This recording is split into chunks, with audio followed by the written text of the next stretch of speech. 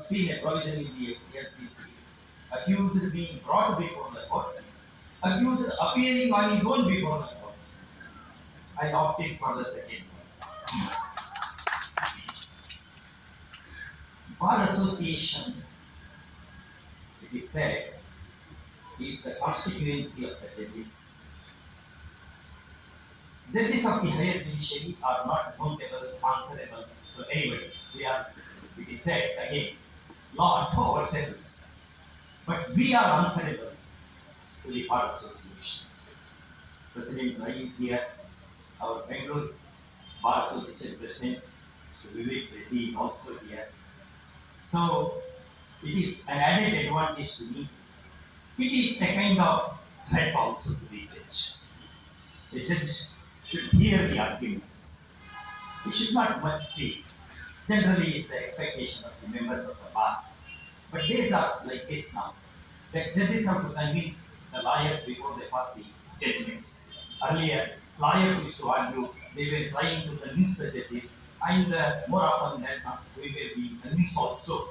Now, before we pass the judgment, we have to convince the arguing lawyer. No, brother, it is not like that. No, sister, it is something like this. Therefore, let me give dictation. This is one change that has happened since the 1980s also.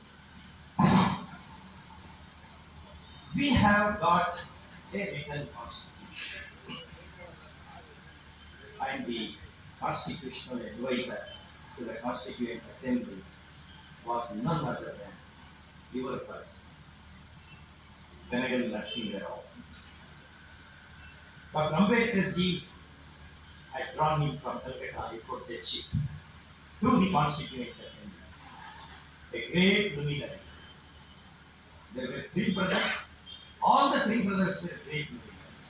One is Venagal Narsinga Rao, another is Venagal Shiva Rao. That's another name I do not know. I am told he was Chief Secretary of Andhra Pradesh. Venagal Ram Rao, the President is saying, reminding it is Venagal Ram Rao. Venagal is perhaps a few miles from your place. That shows the fertility level of this Bangalore land. How many advocates general are from Bangalore? Whether Bangalore is the factory of advocates general for the state of Karnataka? D. Krishna, B.V. Acharya, Uday Varna, K.S. Hegde, the great judge of the Supreme Court, were part of the Keshavananda bench, and Speaker of Lok Sabha during post-emergency period.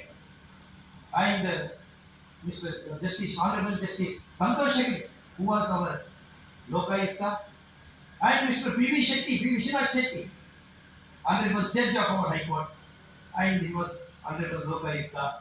What is this? What is the specialty of your land? It mesmerizes me.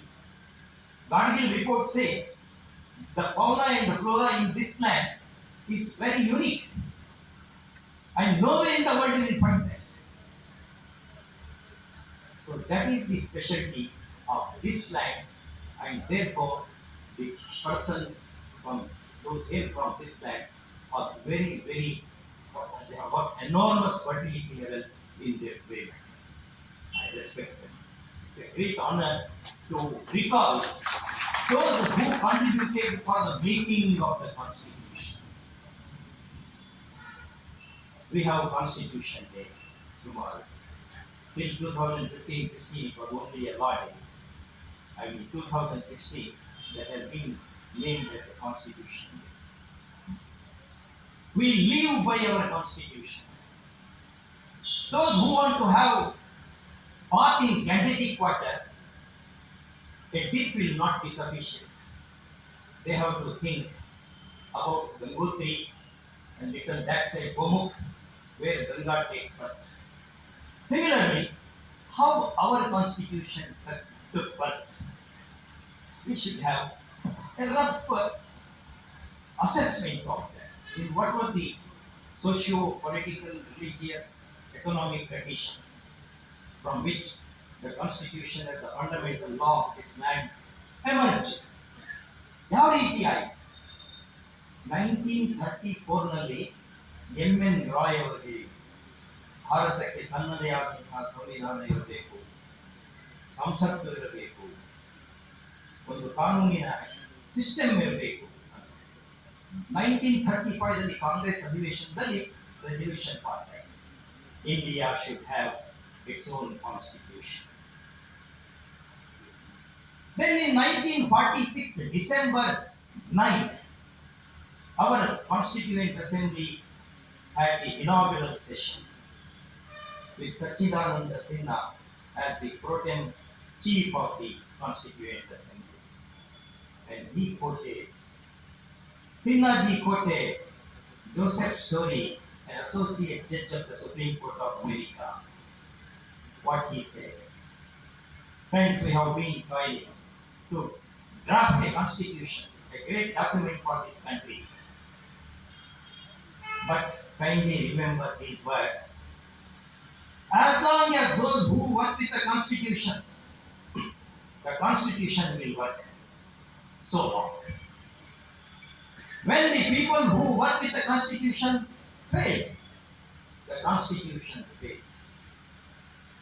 And he said, the history says, there is no democracy which was not murdered.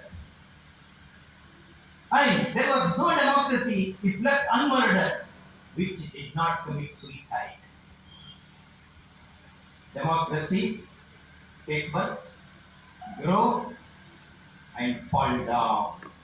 Unless people are good, the people acquire the capacity to sustain the constitution, to sustain dharma, to sustain the principles on which social organization has been formed. Otherwise, if any constitution, howsoever good it may be, it will fail. Dr. Ambedkar ji said when he was asked in Karnataka Institute, if the constitution does not work well, can you have another constitution? Ambedkar ji said, the worst constitution with the best people will work best.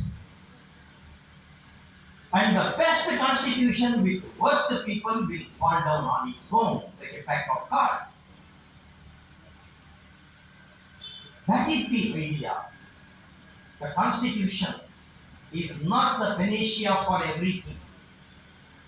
Unless we work with that, nothing it yields.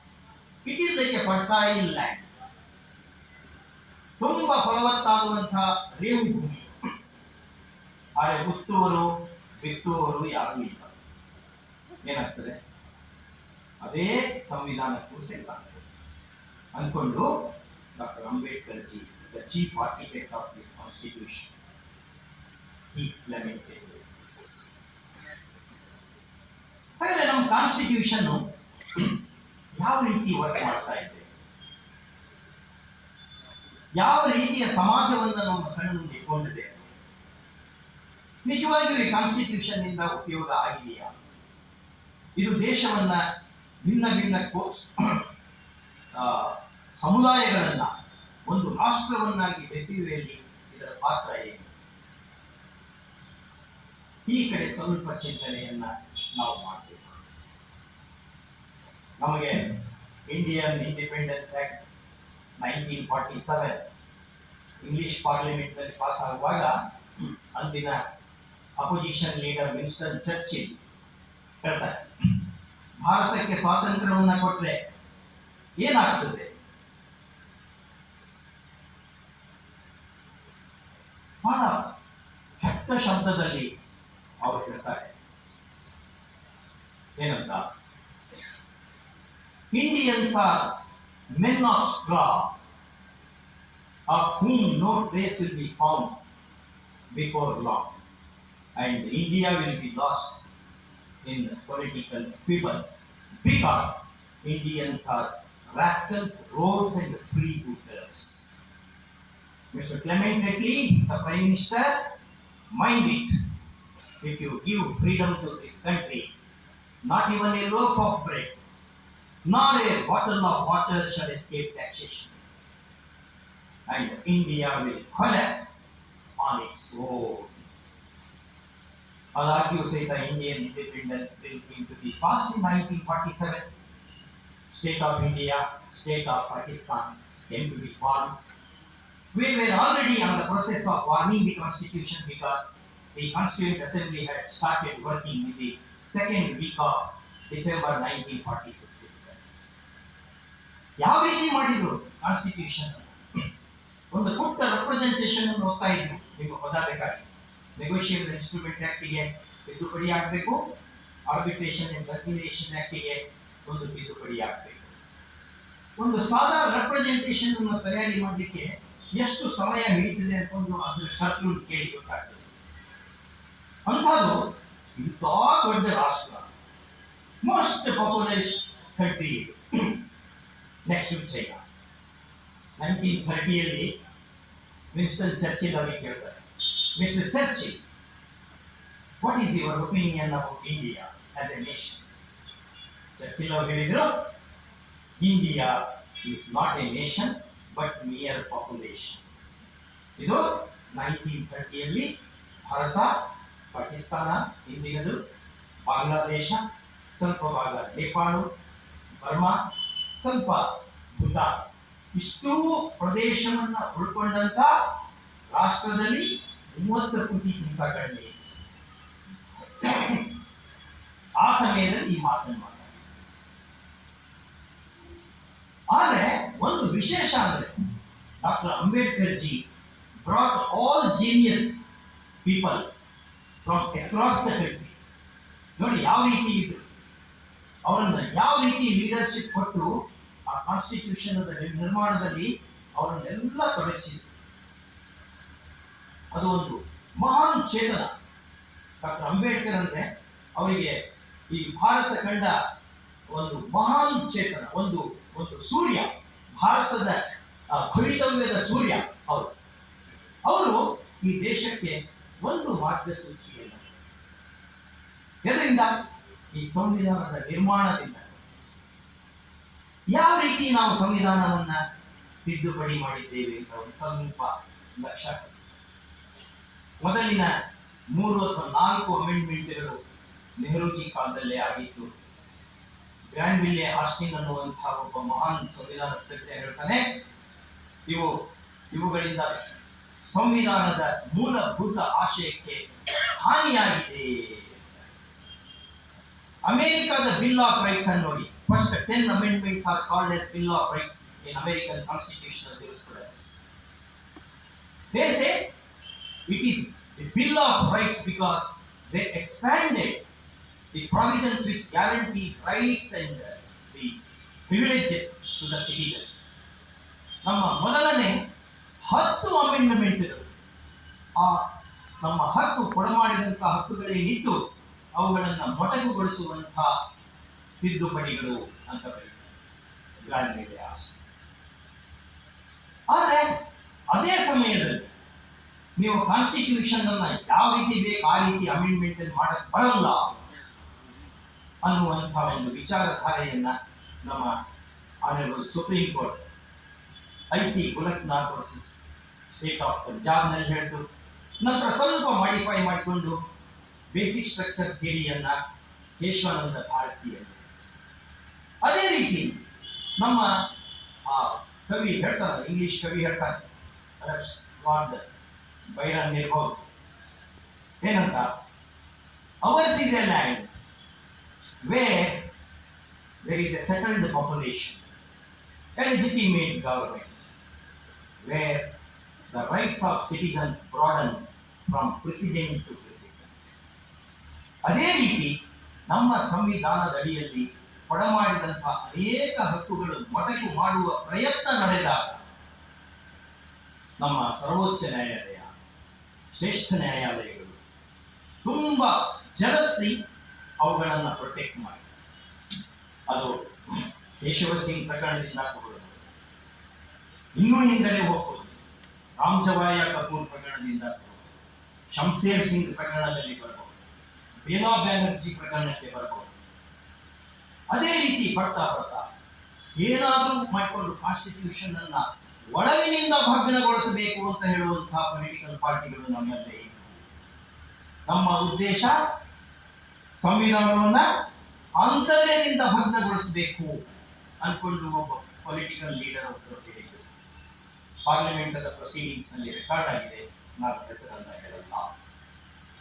ನಮ್ಮ constitution ಅನ್ನ ಮಾಡಿದಾಗ ಹೊಸದರಲ್ಲಿ ಈ constitution ನಲ್ಲಿ ಭಾರತೀಯತೆ ಇಲ್ಲೇ ಇಲ್ಲ, ಇದು English band of music ಇದ್ದಂಗಿದೆ. ನಮಗೆ ಭಾರತೀಯ ಮ್ಯೂಸಿಕ್ ಬೇಕಿತ್ತು, ಆದರೆ ಇಂಗ್ಲಿಷ್ ಬ್ಯಾಂಡ್ ಆಫ್ ಮ್ಯೂಸಿಕ್ ಅನ್ನು ಪಡೆದುಕೊಂಡು ಬೆಂಗಲ್ ಹನುಮಂತಯ್ಯನವರು ಬಹಳ ರೋದನವನ್ನು ಮಾಡಿದ್ರು. ಆದರೆ ಬರ್ತಾ ಬರ್ತಾ ನಮ್ಮ ಕಾನ್ಸ್ಟಿಟ್ಯೂಷನ್ ಅನೇಕ ಬದಲಾವಣೆಗಳನ್ನು, ಅಗ್ರೇರಿಯನ್ ರಿಫಾರ್ಮ್ಸ್ ಅನ್ನು ತಗೊಂಡು, ಲೇಬರ್ ಲೆಜಿಸ್ಲೇಷನ್ ದಲ್ಲಿ ಬೇಕಾಗುವಂತಹ ಬದಲಾವಣೆಗಳನ್ನ without just by interpretation of the constitution ಆ ಬದಲಾವಣೆಗಳನ್ನು ನಾವು ತಗೊಂಡ್ವಿ. ಪಿಲ್ಲರ್ ದ ಓನರ್ ಅನ್ನುವಂಥ ಪಾಲಿಸಿಯನ್ನು ತಗೊಂಡ್ವಿ. ಕರ್ನಾಟಕದಲ್ಲಿ ಸಹಿತ 1961 ಬಂತು.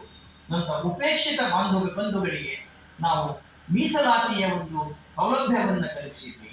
ಸೊ ದಟ್ ತುಂಬಾ ಶತಮಾನ ತುಳಿತಕ್ಕೆ ಒಳಪಟ್ಟಂತಹ ಅನೇಕ ಸಮುದಾಯಗಳು ಮತ್ತೆ ಎಲ್ಲರೂ ಒಂದಾಗುವ ರೀತಿ ಅನುಕೂಲತೆಗಳನ್ನು ಕಲ್ಪಿಸಿದ್ವಿ. ಅದರಲ್ಲಿ ಈ ರೀತಿ ನಮ್ಮ ಸಂವಿಧಾನವನ್ನ ನಾವು ಕೆಲಸ ಮಾಡ್ತಾ ಆದ್ರೆ ಅದೇ ವಿಷಯದಲ್ಲಿ ಇನ್ನೊಂದು ಮಾತನ್ನ ಹೇಳಬೇಕಾಗ್ತದೆ. 1970 ಇಂದ ಸ್ವಲ್ಪ ಸಂವಿಧಾನವನ್ನ ಶೈಥಿಲ್ಯ ಉಂಟು ಮಾಡುವಂತಹ ಪ್ರಯತ್ನಗಳು ಬೇರೆ ಬೇರೆ ಕ್ವಾರ್ಟರ್ಸ್ ನಲ್ಲಿ ನಡೀತಾವೆ. 71 ಬ್ಯಾಂಕ್ ನ್ಯಾಷನಲೈಸೇಷನ್ ಕೇಸ್, ಲಾರ್ಸಿ Cooper versus union of India. ಅದಾದ್ಮೇಲೆ the assurance given to the princess, the chamber of princes, that we will give you all facilities even after abolition of the kingdoms ಅಂತ ಹೇಳಿದ್ರು. that Maharajadhiraj Madhavrao Scindia versus union of India ಅನ್ನುವಂತಹ ಒಂದು judgement ಬಂತು. ಅದಾದ್ಮೇಲೆ 73 Kesavananda Bharati versus state of Kerala ಅನ್ನುವಂತಹ ಮಹಾನ್ judgment ಅಂತ. ಆ ಜಡ್ಜ್ಮೆಂಟ್ ಅನ್ನು ಉಪೇಂದ್ರ ಬಕ್ಷಿಯವರು ಇದು ಭಾರತದ ಭವಿತವ್ಯದ ಸಂವಿಧಾನ ಅಂತ ಕೊಂಡಿದ್ದಾರೆ.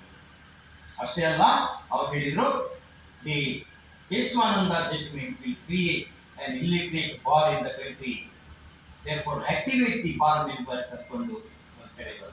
ದಿ ಕಾನ್ಸ್ಟಿಟ್ಯೂಷನಲ್ ಕ್ವಿಕ್ಸ್ಯಾಂಡ್ಸ್ ಆಫ್ ಕೇಶವಾನಂದ ಅನ್ನುವಂತಹ ಒಂದು ಆರ್ಟಿಕಲ್ ಇದೆ. ಅದರಲ್ಲಿ ಈ ರೀತಿ ನಮ್ಮ ಕಾನ್ಸ್ಟಿಟ್ಯೂಷನ್ ಅನ್ನ ಯಾವ ರೀತಿ ತಿದ್ದುಪಡಿ ಮಾಡ್ಲಿಕ್ಕೆ ಹೊರಟಿದ್ರು ಅಂದ್ರೆ, ಈ ಲೋಕಸಭಾ ಟೆನ್ಯೂರನ್ನ 15 ವರ್ಷ ಮಾಡಬೇಕು ಮತ್ತು ಈಗ ಎಲೆಕ್ಟ್ ಆದಂತವರೇ ಉಳಿದಂತಹ ಪೀರಿಯಡ್ಗೆ ಕಂಟಿನ್ಯೂ ಆಗಬೇಕು ಅನ್ನುವಂಥ ಸಜೆಷನ್ ಅನ್ನ ಸ್ವರ್ಣ ಸಿಂಗ್ ಅನ್ನುವಂಥವ್ರು ಮಾಡಿದ್ರು. ಅವ್ರು ಯಾವ ಪಕ್ಷದವರು ಇದು ನಾವೇನು ಹೇಳಲ್ಲ ನಿಮಗೆ. ಆ ಟೈಮ್ನಲ್ಲಿ ಸಂವಿಧಾನವನ್ನ ಎಮರ್ಜೆನ್ಸಿ ಪೀರಿಯಡ್ ನಲ್ಲಿ ನೀವು ಸಂವಿಧಾನ ಯಾವ ರೀತಿ ನಾವು ಯಾವ ರೀತಿ ನಡ್ಕೊಂಡ್ವಿ ಸಂವಿಧಾನದ ಜೊತೆ ಅನ್ಕೊಂಡು ನಾವೆಲ್ಲ ಸ್ವಲ್ಪ ಮನನ ಮಾಡ್ತಿರ್ಬೇಕು. ಯಾಕೆ ಮನನ ಮಾಡಬೇಕು? ನಾವು ಹೋದಲ್ಲೆಲ್ಲ ಇದು ಹೇಳ್ತೀವಿ ಎಮರ್ಜೆನ್ಸಿಯಲ್ಲಿ. ಯಾಕಂದ್ರೆ ಒಂದು ಕಾನ್ಸ್ಟಿಟ್ಯೂಷನ್ ಅನ್ನ ನಿಜವಾದ ಅದರ ವರ್ತ್ ಅನ್ನ ನೀವು ಡಿಸೈಡ್ ಮಾಡಬೇಕು ಅಂದ್ರೆ ಶಾಂತವಾಗಿದ್ದಾಗ ಹನಿಮೂನ್ ಪೀರಿಯಡ್ ನಲ್ಲಿ ಏನು ಗೊತ್ತಾಗೋದೇ ಇಲ್ಲ. ಹನಿಮೂನ್ ಪೀರಿಯಡ್ ಮುಗಿಬೇಕು, ದಾಂಪತ್ಯ ಪ್ರಾರಂಭ ಆಗಬೇಕು, ಏಳು ಬೀಳುಗಳನ್ನು ನೋಡಬೇಕು, ರೋಗ ರುಜಿನಗಳನ್ನು ನೋಡಬೇಕು, ಸಾವು ಮಸಣಗಳನ್ನು ನೋಡಬೇಕು. ಅವಾಗ ಹೆಂಡತಿ ಹೆಂಗಿದ್ದಾಳೆ, ಗಂಡ ಹೆಂಗಿದ್ದಾನೆ ಅನ್ಕೊಂಡು ಗೊತ್ತಾಗ್ತದೆ. ಅದೇ ರೀತಿ ಸಂವಿಧಾನದ ಜೊತೆ ಇಂಪ್ಲಿಮೆಂಟ್ ಮಾಡಬೇಕಾದಂಥವರು ಯಾವ ರೀತಿ ನಡ್ಕೊಳ್ತಾರೆ, ಯಾವ ರೀತಿ ನಡ್ಕೊಂಡ್ರು ಅದನ್ನು ಸಹಿತ ಸಂವಿಧಾನಕ್ಕೆ ಎಷ್ಟೋ ಅಮೆಂಡ್ಮೆಂಟ್ಗಳನ್ನು ಮಾಡಿದರು. ನಂತರ ಅಮೆಂಡ್ಮೆಂಟ್ ಮಾಡುವಾಗ ಇರುವಂತಹ ವಾದ ಏನು ಅಂತಂದ್ರೆ, we cannot be governed by the tongue of the grave. Article 368, Dr. Ambedkar ji said it is necessary to amend the constitution to match with the requirement of the times. Therefore, we are amending the constitution. But the Supreme Court had told, the constitution is not a jellyfish. You cannot have the shape which you want. There is something called doctrine of basic features. If your amendments are violating these features, then we are there to invalidate the amendments. Several constitutional amendments have been struck down by the apex court. They saying these amendments are unconstitutional. ಹೊಸ ಹೊಸ ಡಾಕ್ಟ್ರಿನ್ಗಳನ್ನು ನಮ್ಮ supreme court ತಯಾರಿ ಮಾಡಿಕೊಂಡು basic structure ಥಿಯರಿಯನ್ನ ಗೆಟಲ್ ಇವರೆಲ್ಲ ಹೇಳಿದ್ದು 1930s ನಲ್ಲಿ ಹೇಳಿದಂಥದ್ದನ್ನ ನಮ್ಮ ಸಂವಿಧಾನದ ಸಂಸತ್ತಿನಲ್ಲಿ ಯಾವುದೇ ಚರ್ಚೆ ಆಗಿರಲಿಲ್ಲ. ಇಡೀ ಸಂವಿಧಾನದ ಚರ್ಚಾ ಲಿಟರೇಚರ್ ಅನ್ನ ಸಾಹಿತ್ಯವನ್ನು ನೀವು ನೋಡಿದ್ರೆ, ಕಾನ್ಸ್ಟಿಟ್ಯೂಯೆಂಟ್ ಅಸೆಂಬ್ಲಿ ಡಿಬೇಟ್ಸ್ ಅನ್ನ ನೋಡಿದ್ರೆ ಎಲ್ಲೂ ಬೇಸಿಕ್ ಸ್ಟ್ರಕ್ಚರ್ ಅನ್ನುವಂಥದ್ದು ನಿಮ್ಗೆ ಸಿಗುವುದೇ ಇಲ್ಲ. ಈ ಸಂವಿಧಾನವನ್ನ ಉಳಿಸ್ಲಿಕ್ಕೆ ನಮ್ಮ ನ್ಯಾಯಾಂಗ ಕೊಟ್ಟಂತಹ ಒಂದು ಮಹಾ ಮಂತ್ರ ಅದು. ಪಾಲ್ಕಿವಾಲ ಕೆ ನಂಬ್ಯಾರ್ ಅವರು, ಕೆ ವೇಣುಗೋಪಾಲ್ ಅವರ ತಂದೆ ಬೆಂಗಳೂರಿನಲ್ಲೂ ಸಹಿತ ಪಬ್ಲಿಕ್ ಪ್ರಾಸಿಕ್ಯೂಟರ್ ಆಗಿದ್ರು. ಈ ಬೆಂಗಳೂರಿಗೆ ಅವರು ಅನೇಕ ಸಾರಿ ಬಂದು ಗೊತ್ತಿದ್ರು. First basic features use thoughts ಅನ್ನ ಕೆ ಗೋಪಾಲನ್ ಕೇಸ್ನಲ್ಲಿ ಪ್ರಥಮವಾಗಿ ವಾದ ಮಂಡಿಸಿದಂಥವರು. ನಂತರ ಜಸ್ಟಿಸ್ ಮುಧೋಳ ಅವರು ಶಂಶೇರ್ ಸಿಂಗ್ ಕೇಸ್ನಲ್ಲಿ ಫಸ್ಟ್ ಟೈಮ್ ಬೇಸಿಕ್ ಫೀಚರ್ಸ್ ಅನ್ನುವಂತಹ ಪದವನ್ನು ಉಪಯೋಗಿಸಿ. Justice Hidayatullah, great judge of our Supreme Court, Chief Justice of India, Vice President also, ಅವರು ಸಹಿತ ಹೇಳಿ ಏನಂತ, there is something which limits the power of the amendment of the constitution. ಇಷ್ಟೊಂದು ಆಗಿನೂ Keshavananda Bharati case ಆದಮೇಲೆ ರಿವ್ಯೂ ಪಿಟಿಷನ್ ಅನ್ನು ಹಾಕಲಾಯಿತು. ಕೇಶವಾನಂದ ಜಡ್ಜ್ಮೆಂಟ್ ಅನ್ನು ನೀವು ನೋಡಿದ್ರೆ 4 ಜಡ್ಜ್ಗಳು ಆ ಜಡ್ಜ್ಮೆಂಟಿಗೆ ಸಿಗ್ನೇಚರ್ ಅನ್ನೇ ಮಾಡಿಲ್ಲ. ಅವಾಗಿರುವಂತಹ chief justice Sikri, S M. Sikri ಅವರು ಮಧ್ಯಾಹ್ನದ ಊಟವನ್ನು ಸ್ಕಿಪ್ ಆಫ್ ಮಾಡಿ, brothers, now we have so many plurality of the judgments. People will not be able to know what we are deciding. Therefore, I will make small notes. If you all agree, put your signature to this. Otherwise, you need not put your signatures at all. ಮಧ್ಯಾಹ್ನದ ಊಟವನ್ನು skip of ಮಾಡಿದ್ರು, ಸ್ಟೆನೋನ್ಗಳು ಏನೇನು ನಾವು decide ಮಾಡ್ತಾ ಇದ್ದೀವಿ ಇದರಲ್ಲಿ ಸುಂದರವಾಗಿ ಅದನ್ನು ಒಂದು ಪುಟ್ಟ ನೋಟನ್ನಾಗಿ ಪಾರ್ಟ್ ಆಫ್ ದಿ ಜಡ್ಜ್ಮೆಂಟ್ಗೆ ಲಗತ್ತಿಸಿತ್ತು. 9 ಜನ ಜಡ್ಜ್ಗಳು ಅದಕ್ಕೆ ಸಿಗ್ನೇಚರ್ ಮಾಡಿದ್ರು. ನಾವು ಈ ರೀತಿ ಡಿಸೈಡ್ ಮಾಡಿದ್ದೇವೆ. 4 ಜನ ಜಡ್ಜ್ಗಳು ಹೇಳಿದ್ರು ನಾವು ಇದಕ್ಕೆ ಒಪ್ಪಲ್ಲ. ಹಾಗಾದ್ರೆ ಎಲ್ಲರೂ ಸೈನ್ ಮಾಡಿಲ್ಲ ಅಂದ್ರೆ ಅದೊಂದು ಜಡ್ಜ್ಮೆಂಟ್ ಆಗ್ತದ ಅನ್ನುವ ಪ್ರಶ್ನೆಯೂ ಬಂತು. ಇಂದಿರಾ ನೆಹರು ಗಾಂಧಿ ಕೇಸ್ನಲ್ಲಿ ಕೇಶವಾನಂದ ಭಾರತಿಯಲ್ಲಿ ನಮ್ಮ ಸುಪ್ರೀಂ ಕೋರ್ಟ್ ಹೇಳಿತು ಇದೆ ಅಂತ ಹೇಳುವವರೆಗೂ ಸ್ವಲ್ಪ ಟುಕು ಎಲ್ಲರಿಗೂ ಇತ್ತು. ಯಾಕೆಂದ್ರೆ ರಿವ್ಯೂ ಫೈಲ್ ಆಗಿತ್ತು. Kesavananda Bharati judgement, this is nothing but robbing of the powers of the parliament ಅನ್ಕೊಂಡು ಅಂದಿನ ಒಂದು ಪೊಲಿಟಿಕಲ್ ಪಾರ್ಟಿ, ರೂಲಿಂಗ್ ಪಾರ್ಟಿಯ ಒಬ್ಬ ಮುಖ್ಯಸ್ಥ, ಸ್ಪೋಕ್ಸ್ ಪರ್ಸನ್ ಹೇಳಿದ್ದಿದೆ ಪಾರ್ಲಿಮೆಂಟ್ ನಲ್ಲಿ ರೆಕಾರ್ಡ್ ಆಗಿದೆ. Who are the judges? What do they know about the requirement of the country? Do they know how to till the land? Do they know how to fish on the dockyard? Do they know anything about what that takes place in the factories? Who are these judges? What is this basic structure doctrine? Very, very amorphous. We do not understand this. Therefore, we will not respect it. Palkhivala ಅವರು ಒಂದು ಪತ್ರವನ್ನು ಬರೀತಾರೆ. My dear Indira, ask your Attorney General to withdraw the review petition. Please ask. He will be doing great justice to the country. It is not a case for review at all. Review ಹಾಗೆ ಹೋಗಿಬಿಡ್ತದೆ ಅನ್ನುವಂತಹ ಒಂದು ವಾತಾವರಣ ಇತ್ತು. ಅವಾಗ review ಯಾರು ಹಾಕಿದ್ರು? ರಿವ್ಯೂನ Advocate General of Madras wanted review of this statement. He was here. Did you seek review? No, I did not seek review. Became difficult. All of a sudden, the bench collapsed. The judges retired to the chambers. That is how the review came to be dropped. Therefore, ನಾನು ಹೇಳ್ತಾ ಇರೋದೇನು ಅಂದ್ರೆ, constitution ಅನ್ನ ಮುಗಿಸುವಂತಹ ಪ್ರಯತ್ನ ಒಂದಲ್ಲ ಒಂದು ರೀತಿಯಲ್ಲಿ ನಡೀತಾನೇ ಇರ್ತದೆ. ನೀವು ಎಚ್ಚರಿಕೆಯಿಂದ ಇರಬೇಕು. ನಾವು ಎಚ್ಚರಿಕೆಯಿಂದ ಇರಬೇಕು. ಕಾನ್ಸ್ಟಿಟ್ಯೂಷನ್ ತನ್ನಷ್ಟಕ್ಕೆ ತಾನೇ ತನ್ನನ್ನು ಪ್ರೊಟೆಕ್ಟ್ ಮಾಡಿಕೊಳ್ಳುತ್ತದೆ ಅನ್ನುವಂಥ ಭ್ರಮೆಯಲ್ಲಿ ನಾವು ಇರಬಾರದು. ಕಾನ್ಸ್ಟಿಟ್ಯೂಷನ್ ಉಳಿಯಲು ಲಾರ್ಡ್ ಬೈರನ್ ಅನ್ನುವಂಥವ್ರು ಬರೀತಾನೆ, the great work of 1,000 years will scarce serve, and a nation built with toil for centuries may fall down in a folly of hours. ಸಿವಾಯಿ ತನ್ನ 4ನೇ ಕಾನ್ಸ್ಟಿಟ್ಯೂಷನಲ್ ಲಾ ಆಫ್ ಇಂಡಿಯಾ 4ನೇ ಎಡಿಷನ್ದಲ್ಲಿ ಮೊದಲನೇ ಪೇಜ್ನಲ್ಲಿ ಇದನ್ನ coat ಮಾಡಿದ್ದಾರೆ. First ಪೇಜ್ನಲ್ಲಿ coat ಮಾಡಿದ್ದಾರೆ. ಯಾವುದಕ್ಕೆ? ನಮ್ಮ citizens ಅನ್ನ ಅಲರ್ಟ್ ಆಗಿರ್ಬೇಕು. ನಾವು ಸಿಟಿಜನ್ಸ್ ಅಲರ್ಟ್ ಆಗಿದ್ರೆ ಕಾನ್ಸ್ಟಿಟ್ಯೂಷನ್ ಉಳಿಯುತ್ತದೆ. ಇಲ್ಲಪ್ಪ ಅಂದ್ರೆ ಕಾನ್ಸ್ಟಿಟ್ಯೂಷನ್ ಉಳಿಯಲ್ಲ. ಏನಾದರೂ ಬೇಕೆಂತದೋ ಇಂಟರ್ಪ್ರಿಟೇಷನ್ ಮಾಡ್ತಾರೆ. ಕಾನ್ಸ್ಟಿಟ್ಯೂಷನ್ ಜೊತೆ ಆಪರೇಟ್ ಮಾಡುವಂಥವ್ರು ಏನೋ ಒಂದು ಮಾಡಿಬಿಡ್ತಾರೆ. ತಾಕಲಾಟಕ್ಕೆ ನಿಂತುಕೊಳ್ತದೆ. ಈ ರೀತಿ ಆಗ್ತದೆ. On the other hand, people, more especially the members of the bar, if the members of the bar are very vigilant, nobody can touch our constitution. It's a rainbow constitution, a beautiful constitution.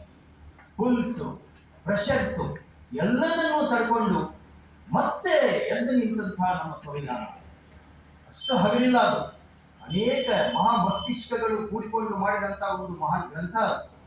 ಹಾಗೆ ಏನೋ ಒಂದ್ ಕಡೆ ಹೆಂಗ್ ಹೇಳಿದ್ರು, ಏನೋ ಆಯ್ತು ನೋಡಿ. ನಮ್ಮ ಕಾನ್ಸ್ಟಿಟ್ಯೂಷನ್ ಬರೆಯುವಾಗ ಎಷ್ಟೊಂದು ಸಭ್ಯತೆಯಿಂದ ಇಡೀ ಕಾನ್ಸ್ಟಿಟ್ಯೂಷನ್ ಆ ದಿವಸ ಬರೀಲಿಕ್ಕೆ ಬೇಕಾಗಿತ್ತು 64,40,000 ರೂಪಾಯಿ. ಸುಮಾರು 3 ವರ್ಷ ವರ್ಕ್ ಮಾಡಿದ್ದಾರೆ. ಬರೀ 64,40,000 ರೂಪಾಯಿ ಮಾತ್ರ ಖರ್ಚಾಗಿದೆ. ಎಲ್ಲದನ್ನೂ ಕೈಯಿಂದ ಬರೆದಾರೆ. ಒಂದು ಇಂಗ್ಲಿಷ್ ನಲ್ಲಿ ಬರೆದಾರೆ, ಒಂದು ಹಿಂದಿಯಲ್ಲಿ ಬರೆದಿದ್ದಾರೆ. ಹೀಲಿಯಂ ಪ್ರೊಟೆಕ್ಟಿವ್ ಶೀಲ್ಡ್ ನಲ್ಲಿ ಇಡಲಾಗಿದೆ ಅದನ್ನ ಪಾರ್ಲಿಮೆಂಟ್ ನಲ್ಲಿ, ಹಿಂದಿದು ಮತ್ತು ಇಂಗ್ಲಿಷ್. ನಂತರ ಆ ಕಾನ್ಸ್ಟಿಟ್ಯೂಷನ್ ನಲ್ಲಿ ಅನೇಕ ಚಿತ್ರಗಳಿದ್ದಾವೆ. ಆ ಪ್ರತಿಯೊಂದು ಚಿತ್ರ ಒಂದೊಂದು ಚಾಪ್ಟರಿಗೆ ಪೀಠಿಕೆಯಾಗಿ ನಿಲ್ತದೆ. ಅಲ್ಲಿ ಮಹಾಭಾರತದ ಚಿತ್ರಗಳಿದಾವೆ, ರಾಮಾಯಣದ ಚಿತ್ರಗಳಿದಾವೆ. ಅಂದ್ರೆ ನಮ್ಮ ರಾಷ್ಟ್ರೀಯ ಮೌಲ್ಯಗಳು, ಚಿಂತನೆ, ನಾಗರಿಕತೆಯ ಮೌಲ್ಯಗಳು, ಇವುಗಳನ್ನ ಪ್ರತಿನಿಧಿಸಲಿಕ್ಕೆ ಬೇಕಾಗುವಂತಹ ಚಿತ್ರಗಳು. ಈ ಚಿತ್ರಗಳು ಈ ರೀತಿ ಹೇಳ್ತಾವು. ಹಾಗಾಗಿ ಇಲ್ಲಿರುವಂತಹ ಆರ್ಟಿಕಲ್ಸ್ ಅನ್ನ ನಾವು ಈ ರೀತಿ ಇಂಟರ್ಪ್ರಿಟ್ ಮಾಡಬೇಕು ಅನ್ನುವಂತಹ ಜಡ್ಜ್ಮೆಂಟ್ಗಳು ಇನ್ನೂ ಬಂದಿಲ್ಲ. ಇನ್ಮೇಲೆ ಬರಬಹುದು. ನಾವು ಪ್ರಿಯಾಂಬಲ್ಗೆ ಇಂಪಾರ್ಟೆನ್ಸ್ ಕೊಡ್ತೀವಿ. ಯಶವಂತ ಭಾರತಿಯಲ್ಲಿ ಸುಪ್ರೀಂ ಕೋರ್ಟ್ ಹೇಳ್ತು, preamble is also a part of the constitution. If you have power to amend the constitution, you can amend the preamble itself, because preamble is voted in the constituent assembly. English legal system ನಲ್ಲಿ, parliamentary system ನಲ್ಲಿ ಅಲ್ಲಿರುವಂತಹದ್ದು ನೋಡಿ, parliamentary practice ಹೆಂಗಿದೆ ಅಂದ್ರೆ, ಎಸ್ಕೈನ್ ಮೇ ಎನ್ನುವಂತಹ ಒಬ್ಬ ಮಹಾನ್ ಮುತ್ಸದ್ದಿ English parliamentary practice ಮೇಲೆ ಬರ್ತದೆ. ಏನಂತ ಹೇಳ್ತಾನೆ ಅಂದ್ರೆ, ಅಲ್ಲಿ ಪಾಸ್ ಆಗುವ ಬಿಲ್ ಏನಿರ್ತಾವಲ್ಲ, ಆ ಸೆಕ್ಷನ್ ಅದ ಹೆಡ್ಡಿಂಗ್ ವೋಟಿಂಗ್ ಆಗಲ್ಲ, ಅವನ್ನೆಲ್ಲ ಮಾಸ್ಕ್ ಮಾಡ್ತಾರೆ. ಯಾವುದು ಹೆಡ್ಡಿಂಗ್ ಇರೋದು, heading will not be passed in the parliament. The preamble will not be passed in the parliament. And the statement and objects and reasons also will not be passed in the parliament. But ನಮ್ಮಲ್ಲಿರುವಂತಹ parliamentary practice ಇದೆ. ಶಕ್ದರ್ ಅವರು ಬರೀತಾರೆ, ನಮ್ಮಲ್ಲಿರುವಂತಹ parliamentary practice ನಲ್ಲಿ ಈ heading of the sections, preamble to the constitution, sometimes preamble to the statute, they are also passed in the parliament. They are presumably gauged by the members of the parliament, by the members of the state legislature. ಆ ರೀತಿ ನಾವು ಮಾಡ್ತೇವೆ. ಎಂತೆಂತ ಕಷ್ಟ ಕಾಲದಲ್ಲಿಯೂ ಸಹಿತ 75 ADM Jabalpur versus Shivkant Shukla judgement, ಆ ಒಂದು ಲೋನ್ ಜಡ್ಜ್ಮೆಂಟ್ ಅನ್ನು ನಾವು ನೋಡಿದ್ರೆ ನಮ್ಮ ಕಾನ್ಸ್ಟಿಟ್ಯೂಷನ್ಗೆ ಇರುವಂತಹ ತೊಂದರೆಗಳು ನಮಗೆ ಪರಿಚಯ ಆಗಿದೆ. Court will protect the constitution ಅನ್ನುವಂತಹ ಒಂದು ಭ್ರಮೆಯನ್ನ ಇಟ್ಟುಕೊಳ್ಳಬೇಡಿ. ಒಬ್ಬ sitting judge of the high court, constitution court ಆಗಿ ಹೇಳ್ತಾ ಇದ್ದೀನಿ. ನಾನು ಹೇಳ್ತಾ ಇರೋದು ಹೊಸದಲ್ಲ, ಗ್ರ್ಯಾಂಡ್ವಿಲೆ ಆಸ್ಟಿನ್ ಇದನ್ನು ಹೇಳ್ತಾರೆ. ನಂತರ ಪಾಲಿ ನಾರಿಮನ್ ಅವರು ಬಿಫೋರ್ ದ ಮೆಮರಿ ಫೇಟ್ಸ್ ಅನ್ನುವಂಥ ಗ್ರಂಥದಲ್ಲಿ ಇದೇ ರೀತಿ ಹೇಳ್ತಾರೆ. ಸುಮಾರು 90 ವರ್ಷ ಆಗಿದೆ ಅವರಿಗೆ. ಅನೇಕ ವರ್ಷ ಕಾನ್ಸ್ಟಿಟ್ಯೂಷನ್ ಮಹಾನ್ ಮೊಕದ್ದಮೆಗಳನ್ನ ಆರ್ಗ್ಯೂ ಮಾಡಿದಂಥವರು, ಅಡ್ವೈಸ್ ಮಾಡಿದಂಥವರು, ಅಂತಹ ಒಬ್ಬ ಜ್ಞಾನಿನೇ ಹೇಳ್ತಾರೆ, ನಾವು ಯಾರನ್ನೂ ನಮ್ಮ ಕಾನ್ಸ್ಟಿಟ್ಯೂಷನ್ ಪ್ರೊಟೆಕ್ಷನ್ ಮಾಡಿಕೊಳ್ಳಿಕ್ಕೆ ಜಡ್ಜ್ಗಳು ಪ್ರೊಟೆಕ್ಷನ್ ಮಾಡ್ತಾರೆ, ನಮ್ಮ ಪೊಲಿಟಿಷಿಯನ್ಸ್ ಪ್ರೊಟೆಕ್ಟ್ ಮಾಡ್ತಾರೆ, ಸರ್ಕಾರ ಪ್ರೊಟೆಕ್ಟ್ ಮಾಡ್ತದೆ, ಎಕ್ಸಿಕ್ಯೂಟಿವ್ಸ್ ಪ್ರೊಟೆಕ್ಟ್ ಮಾಡ್ತಾರೆ, ಅಲ್ಲಿ ಎಲ್ಲ ಇರುವಂತಹ ಕ್ಯಾಟಲ್ ಪ್ರೊಟೆಕ್ಟ್ ಮಾಡ್ತದೆ, ಕ್ಯಾಟಲ್ ಪ್ರೊಟೆಕ್ಟ್ ಮಾಡ್ತದೆ ಅಂತ ನೀವು ಹೇಳ್ಕೊಂಡ್ರೆ ಎಷ್ಟು ತಪ್ಪಾಗತ್ತಲ್ಲ. ಅದಕ್ಕಿಂತ ದೊಡ್ಡ ತಪ್ಪು ಬೇರೆ ಯಾರೋ ನಮ್ಮ ಕಾನ್ಸ್ಟಿಟ್ಯೂಷನ್ ಅನ್ನು ಪ್ರೊಟೆಕ್ಟ್ ಮಾಡ್ತಾರೆ ಅನ್ನುವಂತ ಭ್ರಮೆಯನ್ನ ನಾವು ಇಟ್ಟುಕೊಳ್ಳಬಾರದು. ನಾನು ಆ ಪಕ್ಷ ಈ ಪಕ್ಷ ಯಾವ ಪಕ್ಷದ ಮೇಲಿಲ್ಲ, ಮಾಸದ ಮೇಲಿಲ್ಲ, ವ್ಯಕ್ತಿಗಳ ಮೇಲೆ. ವ್ಯಕ್ತಿಗಳ ನೇಚರ್ ಹಂಗಿದೆ.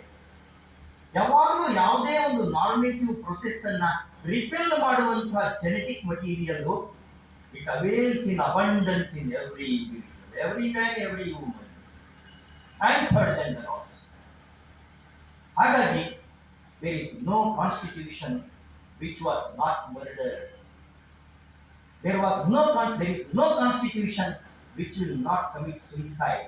ಜೋಸೆಫ್ ಸ್ಟೋರಿಯ ಮಾತುಗಳನ್ನು ನಾವು ನೆನಪಿಟ್ಕೊಳ್ತೇವೆ. ನಾವು ಕಾನ್ಸ್ಟಿಟ್ಯೂಷನ್ ನಡೆದು ಬಂದಂತಹ ದಾರಿ ಹೇಗಿದೆ ಅನ್ನೋದನ್ನು ಕಲ್ಪನೆ ಮಾಡ್ತೀವಿ. ಅದು ಒಂದು ಗಂಗಾ ನದಿಯ ರೂಪ.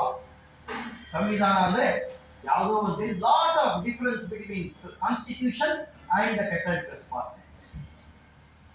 The principles which you apply for interpretation of constitutional provisions are much different from those which you apply to the ordinary legislations. ನೀವೆಲ್ಲ ಲಾಯರ್ಸು, ಲಾ ಸ್ಟೂಡೆಂಟ್ಸು, ಥಿಂಕರ್ಸ್ ಇರೋದಕ್ಕೆ ಈ ಫೈನಲ್ ಆಸ್ಪೆಕ್ಟ್ಸ್ ಅನ್ನು ಕಣ್ಣು ಹಾಕ್ತಾ ಇದೆ. ಆ ಇಂಟರ್ಪ್ರಿಟೇಷನ್ ಮಾಡೋ ರೀತಿ ಸಹಿತ, if the political party is very powerful, the party in power today, party in power yesterday, the party in power tomorrow. ಅದರ ಕಾಂಪೋಸಿಷನ್, ಅದರ ಸ್ಟ್ರೆಂತ್ ಮೇಲೆ ಬೇರೆ ಆರ್ಗನ್ಸ್ ಆಫ್ ದ ಗವರ್ಮೆಂಟ್ ಏನಿದಾವು, ಸ್ಟೇಟ್ ಏನಿದಾವು, ಅದ್ರ ಮೇಲೆ ಡಿಪೆಂಡ್ ಆಗಿ ನಡೀತಾ ಇದೆ. ಯಾವೊಬ್ಬರು ಮಾತಾಡಲ್ಲ ಅವಾಗ.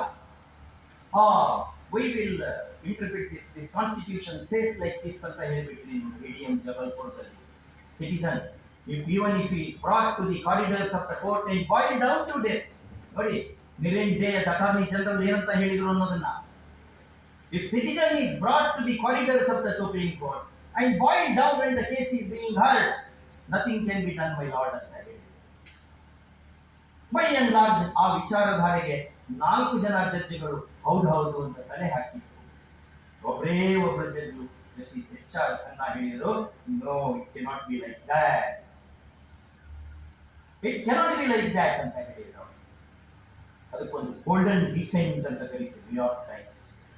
ನ್ಯೂಯಾರ್ಕ್ ಟೈಮ್ಸ್ ಅದ ಎಡಿಟೋರಿಯಲ್ ನಲ್ಲಿ ಆ ಟೈಮ್ ನಲ್ಲಿ ಬಂದಂತಹ ಒಂದು ಎಡಿಟೋರಿಯಲ್ ನಲ್ಲಿ ಹೇಳ್ತಾರೆ, if at all emergency is revoked, if at all freedom returns to this country, erect a statue of liberty to commemorate Khanna. Khanna ಅವರ ನೆನಪಿನಾರ್ಥ, ಸ್ಮರಣಾರ್ಥ ಒಂದು ಸ್ಟ್ಯಾಚ್ಯೂ ಆಫ್ ಲಿಬರ್ಟಿ ಅವರಲ್ಲಿದೆಯಲ್ಲ, ಅಂಥದ್ದೇ ಸ್ಟ್ಯಾಚ್ಯೂ ಆಫ್ ಲಿಬರ್ಟಿಯನ್ನ ಒಂದು ಕನ್ಸ್ಟ್ರಕ್ಷನ್ ಮಾಡಿ. ಯಾವಾಗ? If at all freedom returns to India. The great editor of New York Times has said like this.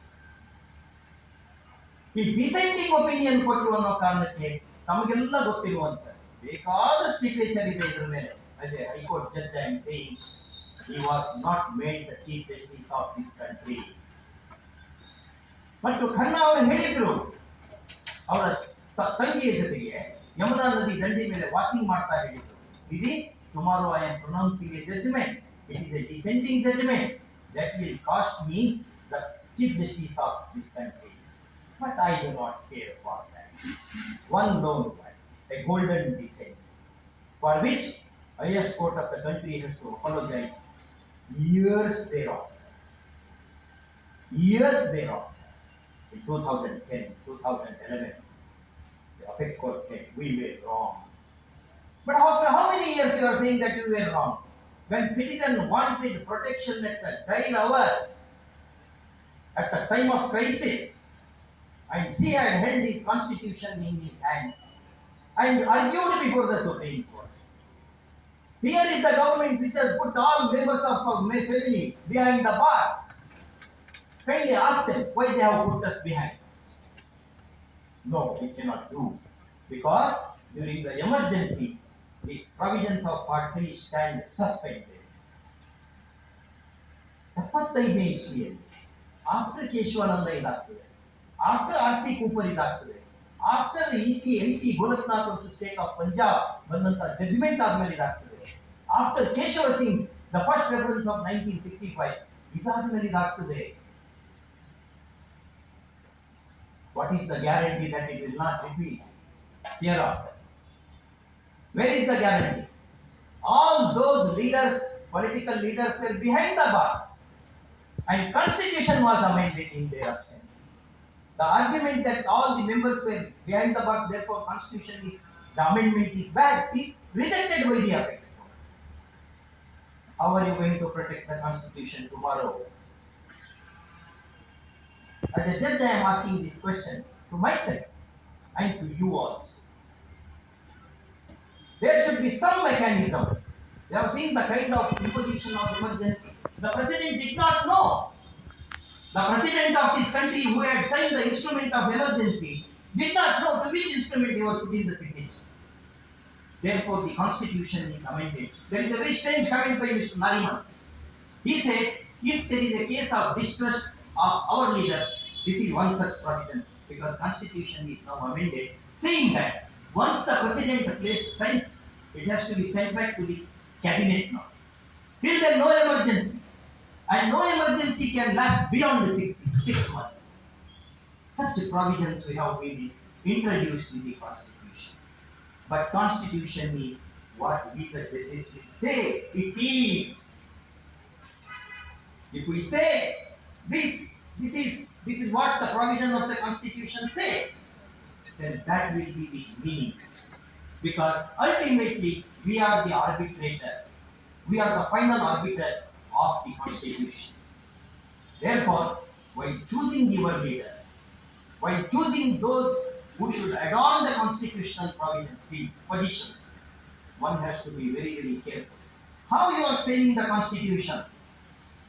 You are saving the constitution being alert. You are saving the constitution by ensuring best brains with integrity are appointed to the constitutional institution. It may be Election Commission of India, it may be Registrar General of India, it may be Controller and Auditor General of India. He is not just an accountant. See the provisions which Dr. Ambedkar ji has woven in the constitution. Earlier, the Auditor General was there under the Government of India Act 1935. Yenanta, Auditor General will come and he will wait outside the minister's office till he is called inside. Dr. Ambedkar ji said such provisions will not help to this country. We should make robust provisions for ensuring the efficacy level and the independence of the Controller and Auditor General of India. And because of that report, nearly 1,35,000 crores. One report says 1,70,000 crores. Another report says that argument is it is not so much. The whole argument is it is not so much. ನಾನು ಅಷ್ಟೊಂದು ಲಂಚ ತಗೊಂಡಿಲ್ಲ ಅನ್ನುವ ವಾದ ಇದೆ. ಲಂಚ ತಗೊಂಡಿಯೋ ಇಲ್ಲ ಅನ್ನುವಂತಹ ವಾದ ಅಲ್ಲ, ನೀವು ಹೇಳುವಷ್ಟು ನಾನು ತಗೊಂಡಿಲ್ಲ. Therefore, the Supreme Court struck down the mining leases and licenses to the petrol bunks and made it a normative procedure. All mining leases during that period came to be struck down, saying that there is doctrine of public trust which you have violated, and therefore you have caused great loss to the exchequer, to the people of this country. We are striking down those all leases. ನಂತರ ಎಷ್ಟು ಸಾರಿ ನೀವು ಟಾಪಲಿಂಗ್ of the government ಆಗ್ತಿತ್ತು ಅಂತ ನೋಡಿ, ಎಷ್ಟು ಸಾರಿ. Before the memory fades ಬರ್ತಾ ಇದೆ, Lal Bahadur Shastri was in charge of campaign committee. Nehruji ಅವತ್ತು ದಿವಸ 3 ಮೀಟಿಂಗ್ ಅನ್ನು ಅಟೆಂಡ್ ಮಾಡಿದ್ರಂತೆ. ತುಂಬಾ ಸಾಕಾಗಿಬಿಟ್ಟಿದ್ರು ಅಲಹಾಬಾದ್ನಲ್ಲಿ. ಎಲ್ಲಾದ್ರೂ ಒಂದು ಹೋಟೆಲ್ನಲ್ಲಿ ನಾವು ಟಿಫಿನ್ ಮಾಡಬಹುದಾ ಅಂತ ಕೇಳಿದ್ರು. ಅಲ್ಲಿರುವಂತಹ ಆಗಿನ ಪೊಲಿಟಿಕಲ್ ಲೀಡರ್ಸ್ ಒಟ್ಟಿಗೆ ನೇರೂವರೆಗೆ 1 ರೂಪಾಯಿ ಇತ್ತು, ಶಾಸ್ತ್ರೀ ಕೇತಿಗೆ 25 ಪೈಸೆ ಇತ್ತು 4 ಆಣೆ. ಇನ್ನು ಉಳಿದಂಥವರಿಗೆ ಎಲ್ಲ ಸೇರ್ಕೊಂಡು 2 ರೂಪಾಯಿ 70 ಪೈಸೆ 75 ಪೈಸೆ ಕೂಡಿಸ್ಕೊಂಡು ನೆಹರೂಜಿಯವರಿಗೆ ಟಿಫಿನ್ ಅನ್ನು ಆರ್ಗನೈಸ್ ಮಾಡ್ತಾರೆ. ನಂತರ ಹೇಳ್ತಾರೆ ಬೇರೆ ಯಾರು ಟಿಫಿನ್ ತಿನ್ಬೇಡ್ರಿ, ಯಾಕಂದ್ರೆ ತಿಂದ್ರೆ ಕೊಡ್ಲಿಕ್ಕೆ ದುಡ್ಡಿಲ್ಲ ನಮ್ಮ ಹತ್ರ. See the purity, how the public character, the moral fiber, moral character of our leaders was. Compare it today. See how many ministers are in jail.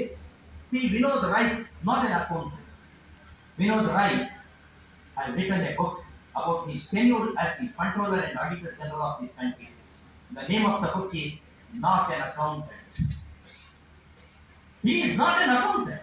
You can't treat him just as an accountant. How many ministers? Just go see in your Google. How many central ministers? How many chief ministers? How many cabinet ministers of the state government? How many higher officers of the higher rung in the government? How many have been convicted? And in one conviction case of Sukaram, it's a reported case.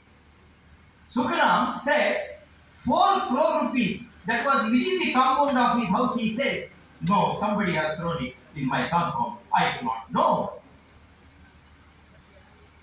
See Om Prakash Chautala's case. See JMM bribery case. JMM bribery case ನಲ್ಲಿ ವಾದಂತ ವಾದಗಳನ್ನು ನೋಡಿ ಭಯ ಆಗ್ತದೆ. Parliament ನಲ್ಲಿ ಏನೆಲ್ಲ ನಡೀತದೆ, house within the 4 walls of the house ನಲ್ಲಿ ಏನೆಲ್ಲ ನಡೀತದೆ, ಕೋರ್ಟಿಗೆ ಸಂಬಂಧ ಇಲ್ಲ. ಅಲ್ಲಿ ಹಣದ ವ್ಯಾಪಾರ ನಡೀತು ಅಂದ್ರೆ ಕೋರ್ಟಿಗೆ ಪವರ್ ಇಲ್ಲ. See that Shiv Soren versus Delhi authority, something like that. There is a judgment which court signed their judgments. Arun Shauri has dedicated one whole chapter on that. If something happens, give and take happens within the 4 corners of the house, ಅವರು ಹೇಳೋದು we are not answerable ಅಂತ ಹೇಳ್ತಾರೆ. Because our house is independent body. You are not supposed to intervene. Do we intervene in your court proceedings?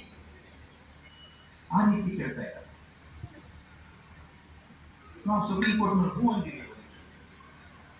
See that JM bribery case ಅಂತ ಹೊಡಿತೀವಿ Google ನಲ್ಲಿ ನೋಡಿ, ಇರುವಂತ ವಾದವನ್ನು ನೋಡಿ, ಅಲ್ಲಿ ಲೇ ಡೌನ್ ಆದಂತಹ ಕಾನೂನನ್ನು, ಲೇ ಡೌನ್ ಆದಂತಹ ಪ್ರೆಸಿಡೆಂಟ್ ಅನ್ನು ನೋಡಿ, ಗೂಗಲ್ ಹೋಗಿ ಹೇಗೆ ಉಳಿಸ್ತೀರಾ ನೀವು ಇಂಥ ಕಾನ್ಸ್ಟಿಟ್ಯೂಷನ್? ಎಷ್ಟು ಕಷ್ಟಪಟ್ಟಾರೆ ಕಾನ್ಸ್ಟಿಟ್ಯೂಷನ್ ಮಾಡಲಿಕ್ಕೆ. ಸಾಯೋವರೆಗೆ ನಾವು ಋಣದಲ್ಲಿ ಇರಬೇಕಾಗಿತ್ತು ಈ ಕಾನ್ಸ್ಟಿಟ್ಯೂಷನ್ ಕೊಟ್ಟಂತವರಿಗೆ. ಸಾಯುವವರೆಗೂ, ಕೊನೆ ಉಸಿರಿರುವವರೆಗೂ ಭಗವಂತ ಎಂಥ ಒಂದು ಕೊಟ್ಟೆಪ್ಪ ನಮಗೆ ಈ ದೇಶಕ್ಕೆ. ಎಷ್ಟು ಸುಂದರವಾದಂಥ ಕಾನ್ಸ್ಟಿಟ್ಯೂಷನ್ ಅನ್ನು ಕೊಡ್ತಾರೆ, ನಾವು ಅದನ್ನು ಏನ್ ಮಾಡ್ತಾ ಇದ್ದೀವಪ್ಪ ಅಂತ ಕೇಳ್ಕೊಳ್ಬೇಕು ಮನಸ್ಸಿನಲ್ಲಿ. ಕಾನ್ಸ್ಟಿಟ್ಯೂಷನ್ ಇದ್ರೆ ಬದುಕ್ತದೆ. ಕಾನ್ಸ್ಟಿಟ್ಯೂಷನ್ ಎವಿ ಡೈಸಿ ಬರೀತಾನೆ.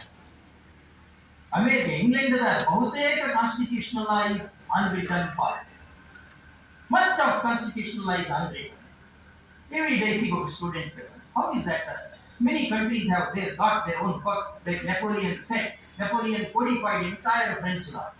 I told the French people, I have won so many wars. You will never remember my wars. The posterity will not remember, I know that. But they will remember my codification of laws. I have codified the laws. The posterity will remember this. They'll see Britannia. Constitution ತತ್ವಗಳು ಮನುಷ್ಯನ ಮನಸ್ಸಿನಲ್ಲಿ ಇರುವವರೆಗೆ ನೀವು ಬರೆದರೂ ಅಷ್ಟೇ, ಬರೆಯಲಿದ್ರು ಅಷ್ಟೇ, ಅದು ಬದುಕ್ತದೆ. ಒಂದು ಸಾರಿ ತತ್ವಗಳನ್ನು ನಾವು ಕೋಡಿಫೈ ಮಾಡಿದ್ವಿ ಎಂದಾಕ್ಷಣ ಪಾರ್ಲಿಮೆಂಟ್ಗಳು ಅದನ್ನು ಅಮೆಂಡ್ ಮಾಡಿ ಕೊಡ್ತಾರೆ. ಹಾಗಾಗಿ ಕೋಡಿಫೈ ಮಾಡಬಾರದು ಅಂತ ತಿಳಿಸ್ತಾರೆ. D V. Dicey considered one of the finest constitutional law brains. The famous book introduction to law of the constitution of England ಎಷ್ಟು ಸುಂದರವಾಗಿರುವಂತಹ. So what is happening, you should be aware of all that. ಯಾರನ್ನು ನಾವು elect ಮಾಡ್ತಾ ಇದ್ದೀವಿ, ನಮ್ಮ election process ಯಾವ ರೀತಿ ಆಗ್ತಾ ಇದೆ. ಎಷ್ಟೊಂದು ಕೇಸ್ನಲ್ಲಿ, ವಿಖೆ ಪಾಟೀಲ್ ಕೇಸ್ನಲ್ಲಿ ಅಪೆಕ್ಸ್ ಕೋರ್ಟ್ ಹೇಳಿದ್ದು ನೋಡಿ, ವೋಟ್ಗಳನ್ನು ನಾವು ದುಡ್ಡನ್ನು ಕೊಟ್ಟು ತಗೊಂಡು ವೋಟ್ ಹಾಕ್ಲಿಕ್ಕೆ ಜನರನ್ನ ನಮ್ಮ ವೆಹಿಕಲ್ ನಲ್ಲಿ ಕರ್ಕೊಂಡ್ಬಂದು ಅವ ಬ್ಯಾಲೆಟ್ ಪೇಪರ್ ಮಾರ್ಕ್ ಮಾಡೋದನ್ನ ತೋರಿಸಿ, ನೋಡು ಈ ಚಿತ್ರಕ್ಕೆ ವೋಟ್ ಹಾಕ್ಬೇಕು ನೀನು ಅಂದ್ರೆ ನಿನಗೆ ಇಷ್ಟು. ಈ ರೀತಿ ಹೊರತು ಅಂದ್ರೆ ಕಾನ್ಸ್ಟಿಟ್ಯೂಷನ್ ಅನ್ನ ಯಾವ ರೀತಿ ಉಳಿಸೋದು? ಆಮೇಲೆ ಕೋರ್ಟ್ ಏನಾರ ಹೇಳ್ತು ಅಂದಾಕ್ಷಣ ಹೊರದಂತ ಕೋರ್ಟ್ ಮೇಲೆ ಬಿಟ್ಬಿಡೋದು. ಇದನ್ನ ಬಾರ್ ಅಸೋಸಿಯೇಷನ್ ಅವರು ಪ್ರೊಟೆಕ್ಟ್ ಮಾಡಬೇಕು. ಅದೇ ರೀತಿ ಕೋರ್ಟ್ಗಳು ಸಹಿತ ಅದರ್ ಟು ಆರ್ಗನ್ಸ್ ಗಳನ್ನು ಸಹಿತ ನಾವು ರೆಸ್ಪೆಕ್ಟ್ ಮಾಡಬೇಕು. ಯಾಕೆ ವಿ ಶುಡ್ ಅಲ್ಲಿರುವಂತ ಲಕ್ಷ್ಮಣ ರೇಖೆಯನ್ನು ನಾವು ದಾಟ್ ಮಾಡಬೇಕು. ಆ ಕಾರಣಕ್ಕೆ doctrine of separation of Montesquieu, doctrine of separation of powers ಅನ್ನು ಮಾಡಿದ್ರು. ರಾಮಜವಾಯ ಕಪೂರ್ ಕೇಸ್ನಿಂದಲೂ ನಾವು ರೆಕಗ್ನೈಸ್ ಮಾಡಿದ್ದೀವಿ. ಅದನ್ನ basic feature of the constitution ಅಂತ ರೆಕಗ್ನೈಸ್ ಮಾಡಿದ್ದೀವಿ. ಎಲ್ಲರೂ ಎಲ್ಲೆಲ್ಲಿರ್ಬೇಕು ಅಲ್ಲಲ್ಲಿರ್ಬೇಕು. ಅದು ವೈಲೇಟ್ ಆದಾಗ ಅದು ಸರ್ಕಾರಕ್ಕೆ ಬಿಟ್ಟಿದ್ದು, ಕೋರ್ಟಿಗೆ ಬಿಟ್ಟಿದ್ದು, ಎಕ್ಸಿಕ್ಯೂಟಿವ್ ಬಿಟ್ಟಿದ್ದು. ಅದೇ ರೀತಿ ನಿಮ್ಮ ಸ್ವಾತಂತ್ರ್ಯಗಳ ಹರಣ ಆಗೋದು ಅದೇ ರೀತಿ ಆಗ್ತದೆ. ಒಂದೊಂದೇ ಇಟ್ಟಿಗೆಯಿಂದ ಇಡೀ ಬಿಲ್ಡಿಂಗ್ ಬಿದ್ದು ಹೋಗ್ತದೆ. ಒಂದೇ ಇಟ್ಟಿಗೆ ತೆಗೆದಾಗ ನಿಮ್ಗೆ ಗೊತ್ತಾಗುದಿಲ್ಲ. ಮನೆಯಲ್ಲಿರೋ ಫ್ಯಾನು, ಫ್ರಿಜ್ ಎಲ್ಲವೂ ಸರಿ ವರ್ಕ್ ಮಾಡ್ತವೆ. ಎರಡನೇ ಇಟ್ಟಿಗೆ ತೆಗೆದಾಗ ಹಾಗೆ ಇರ್ತದೆ, ಮೂರನೇ ಇಟ್ಟಿಗೆ ತೆಗೆದಾಗ ಹಾಗೆ ಇರ್ತದೆ. ಫಾರ್ನರ್ ತೆಗೆದಾಕ್ಷಣ ಪ್ರಶ್ನೆ ಬರ್ತದೆ. ಆ ಕಡೆ ಬರ್ತಿದೆಯಾ ಪ್ರೊಸೆಸ್ ಅನ್ನೋ ಕಡೆ ಗಮನವನ್ನು ಇಟ್ಕೊಳ್ಬೇಕು. ಕಾನ್ಸ್ಟಿಟ್ಯೂಷನ್ ಡೇ ಅಂದಾಕ್ಷಣ wonderful, great constitution, railway constitution, forward constitution, so many adjectives you need to use it, but by that nothing will happen. ನಮ್ಮ ಕಾನ್ಸ್ಟಿಟ್ಯೂಷನ್ ಏನ್ ಹೇಳ್ತಾ ಇದೆ, ನಮ್ಮ ಲೀಡರ್ಸ್ಗಳು, ನಮ್ಮ ಕಾನ್ಸ್ಟಿಟ್ಯೂಷನಲ್ ಇನ್ಸ್ಟಿಟ್ಯೂಷನ್ಸ್ ಏನಿದಾವೆ ಅವು ಯಾವ ರೀತಿ ನಡ್ಕೊತಾ ಇದಾವೆ? ಪಾರ್ಲಿಮೆಂಟ್ ಇರ್ಬೋದು, ಸೆಂಟ್ರಲ್ ಗವರ್ಮೆಂಟ್ ಇರ್ಬೋದು, ಪ್ರಾವಿನ್ಷಿಯಲ್ ಗವರ್ಮೆಂಟ್ಸ್ ಇರ್ಬೋದು, ಪ್ರಾವಿನ್ಷಿಯಲ್ ಲೆಜಿಸ್ಲೇಚರ್ಸ್ ಇರ್ಬೋದು, ಜುಡಿಷಿಯರಿ ಇರಬಹುದು, ಎಲ್ಲ institution, election commission of India ಇರಬಹುದು, ರಿಜಿಸ್ಟ್ರಾರ್ ಜನರಲ್ ಆಫ್ ಇಂಡಿಯಾ ಇರಬಹುದು, controller and auditor general of India ಇರಬಹುದು, ಈ ಎಲ್ಲ ಇನ್ಸ್ಟಿಟ್ಯೂಷನ್ಸ್ ಏನಿದೆ ಆ ಎಲ್ಲ ಇನ್ಸ್ಟಿಟ್ಯೂಷನ್ಗಳು ಯಾವ ರೀತಿ ನಡೆದಾವೆ? ಕಾನ್ಸ್ಟಿಟ್ಯೂಷನ್ ಹೇಳೋ ರೀತಿ ನಡೆದಾವ ಅಥವಾ ಇಲ್ಲ? ನಡೀತಾ ಇಲ್ಲದ್ರೆ ನಾವೇನ್ ಮಾಡಬೇಕು? What we should tell the people when they come for asking our votes? We have to say something to them. Only then the constitution can be saved. Otherwise, saving of the constitution is very difficult. It is not just celebration of the Constitution Day, it is being aware of our constitutional responsibility. ನಾನು ರಾಷ್ಟ್ರಗೀತೆಯನ್ನೇ ಹೇಳಲ್ಲ, Vijay Immanuel versus state of Kerala ಹೇಳುವ ಅಗತ್ಯ ಇಲ್ಲ.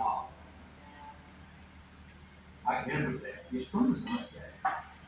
ಜಪಾನ್ನಲ್ಲಿ ಯಾವುದೋ ಒಬ್ಬ ಘಟಾಯಿತ ಮನೆಗೆ ಬಂದ್ಕೊಂಡು ಕೇಳಿದ, your life or your purse. ಅವನು ಪರ್ಸ್ ತೋರಿಸಿದ, ಪರ್ಸ್ನಲ್ಲಿ ಏನಿರಲಿಲ್ಲ. I want to shoot you, wait, I want to sing my national anthem. He sang national anthem, then he was shot. ಅಂಥ ಸಮಾಜ ಹಿಂಗೆ. ನಾವು ರಾಷ್ಟ್ರಗೀತೆಯನ್ನು ಹೇಳಲ್ಲ, ಕಾನ್ಸ್ಟಿಟ್ಯೂಷನ್ ಏನು ಹೇಳ್ತದೆ ನಾವು ಅದನ್ನು ಒಪ್ಪಲ್ಲ, ಅದು ನಮ್ಮ ಧರ್ಮಕ್ಕೆ, ನಮ್ಮ ಮತಕ್ಕೆ ವಿರುದ್ಧಿದೆ, ನಾವು ಹೇಳ್ಬೋದು, ಹೇಳ್ದಂಗಿರ್ಬೋದು. ಯಾವ ರೀತಿಯ ವಾದಗಳನ್ನು ಮಾಡ್ತಾ ಇದ್ದೀವಿ, ಯಾವ ರೀತಿಯ ವಾದಗಳನ್ನು ನಾವು ಎಂಟರ್ಟೈನ್ ಮಾಡ್ತಾ ಇದ್ದೀವಿ, ಸ್ವಲ್ಪ ಆ ಕಡೆ ಗಮನ ಇರ್ತದೆ. ಯಾರಿಗೆ? Members of the party, students community. ಇಲ್ಲ, ನೀವೇನು ಎಜುಕೇಟೆಡ್ ಅಂತ ನಾವೇನು ಹೇಳ್ಕೊಡ್ತೀವಿ, ನಾವು ಎಲ್ರಿಗೂ ಆ ಒಂದು ಜವಾಬ್ದಾರಿ ಇದೆ. ಅಂತಹ ಜವಾಬ್ದಾರಿಯ ನಿರ್ವಹಣೆ ಕಾನ್ಸ್ಟಿಟ್ಯೂಷನ್ ಡೇದ ಸೆಲೆಬ್ರೇಷನ್ ಆಗಬೇಕು. Not just the bursting certain crackers. That will not be sufficient. ಈ ಒಂದು ಅವೇರ್ನೆಸ್ ನಮ್ಮಲ್ಲಿ ನಿಮ್ಮಲ್ಲಿ ಬರಲಿ ಅನ್ನುವಂಥ ಮಾತಿನೊಂದಿಗೆ ನನ್ನ ಉಪನ್ಯಾಸವನ್ನು ನಾನು